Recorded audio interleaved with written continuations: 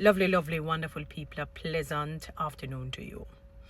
All right, beautiful people. I saw something today on the Jamaica Gleaners website. Well, site. And I'm going to read it verbatim and then give my opinions and facts. But I'm going to state why I'm giving my opinion on it, And I presume let me put it this way. I probably will pose back some questions, for people to answer, that I consider pertinent. Very simple, but pertinent. All right. It says ill-timed and tone deaf. Advocacy group criticizes PM's 28.6 million salary amid public hardship, because recently we have seen that the Prime Minister has accepted his salary package that was offered to him. It was given, was it when he had come in 2020? When was it again? It's a couple of years now. Either a couple as in 2 or more than 2 years. I'm sure it has been more than 2 years. Correct me if I'm wrong. I don't remember the exact time, but I know it's a little while now. And he did not take the salary increase when the others is more than 2, man. Yeah, man. It's more than 2. It's about 3-4 years, isn't it? I don't remember, to be honest with you guys. Let me read what it says here. It says advocacy group Stand Up for Jamaica is taking strong issue with the decision of Prime Minister Dr. Andrew Holness to accept his $28.6 million salary adjustment, arguing that it is tone deaf and a bad move as Jamaicans continue to face hardships, especially those still recovering from Hurricane Melissa. Stand Up for Jamaica argued or contend basically that it is a bad move for Prime Minister to accept a multi-million-dollar jump in his pay while the government has imposed new taxes and the minimum wage has moved only marginally. Well, not just the minimum wage, some of the public sector workers' salaries, the incremental thing, I guess is something that for some reason I can't seem to understand, which has contributed greatly to underemployment. All right.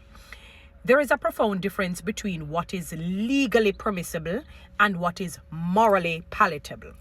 All right, let's go with what is happening. Charged the organization in a statement on Monday, emphasizing that it understands the Prime Minister is deserving of fair compensation, which I agree with, to be honest. I really do, people. And I've seen him, he has done his best. Some people may think that he doesn't work hard. Why? I wonder to myself if he sleeps.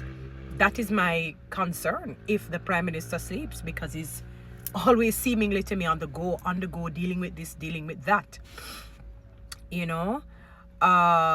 Emphasizing that it understands the Prime Minister is deserving of fair compensation given the nature of the job. Stand Up for Jamaica said the issue is the optics and the timing amid current realities in society.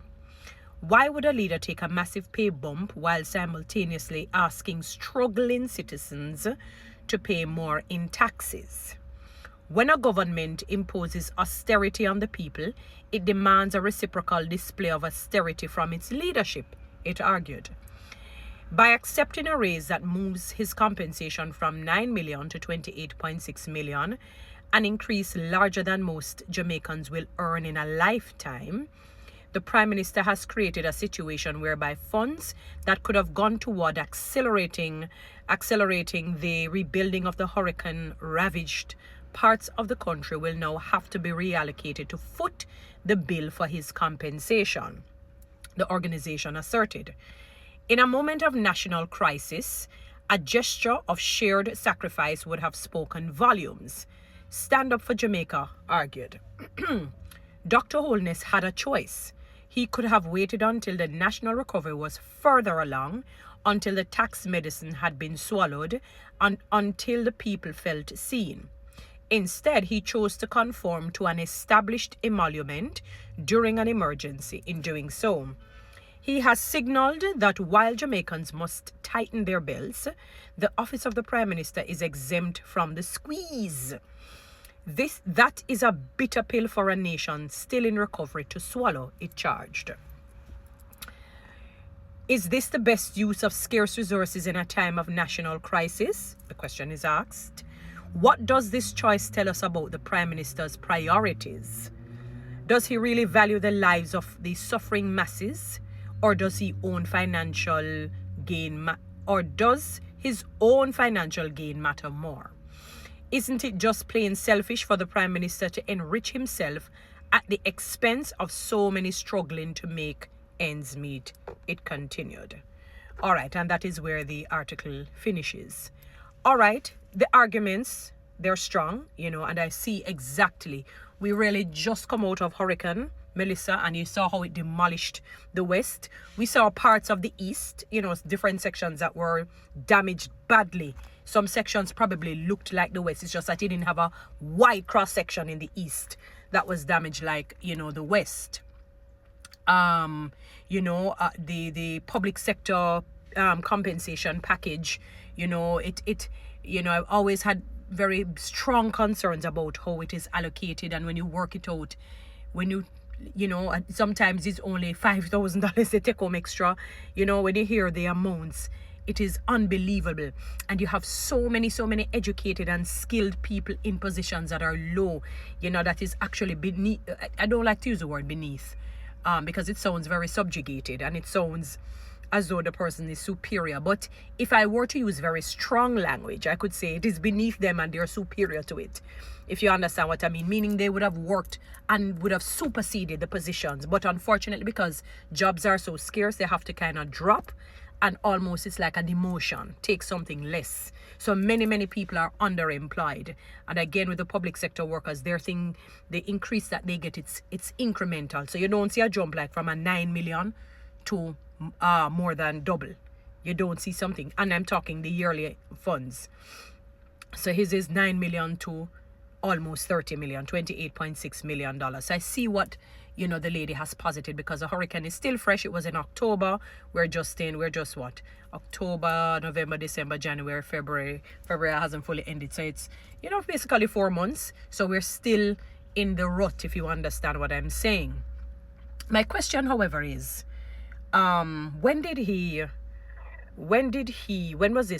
was his salary increase to have taken place initially? How many years ago was it to have taken effect? I know it is more than 2 years. I just can't recall the exact time period. All right, so let us say, for argument's sake, it's about 3 years ago. All right, and with the others getting it. One of the things that I was told, and I could be incorrect, and I stand corrected if I'm not, accurate, is that funds they have budgeted. I was listening to Minister Favour Williams, and they say that they have put plans. She was referring to the compensation package, that they have budgeted so well and had great fiscal discipline that they have money in the kitty. I'm just paraphrasing it for you to get it, to pay the public sector workers and give them an increase, basically. So he would be part of that tranche, if you understand what I mean, that cohort, because he works for the public as well. So on the basis of what she would have said, that money has been budgeted, to deal with the compensation package, to deal with the government workers, which I presume would include government officials. That's 2. And 3, how long is his wait should be? I'm genuinely asking. I don't know. How long should he have waited? Because that he didn't take it the same time that the others did. It has been a few years. So I'm wondering how long, how far off. 2, as it relates to the hurricane relief system and, getting things. I know that a lot of investors and contributors came. Artists, even the Trump administration. I mean, all over Mia Motley's country. You can name them. The list goes on and on and on and on and on. So my take on that is that they would have gotten a lot of aid to deal with the hurricane issue. Plus, monies would have been put aside from the disaster risk management fund. I'm only assuming, So in other words, there is money set aside to deal with the hurricane issues. So again, and so really predominantly, how longer, let me put it that way, should he wait in your eyes? Because his increase is warranted, because I really see more. Because I said, I wonder if he sleeps. To be honest with you, even though we had a Hurricane Melissa, I think the public sector workers, they need a proper increase. The incremental thing, no sir. To be honest, that's my take on things at this moment in time. We need a proper increase. Anyway, guys, you know what to do with TikTok and YouTube. Subscribe, give me one of those lions, follow me.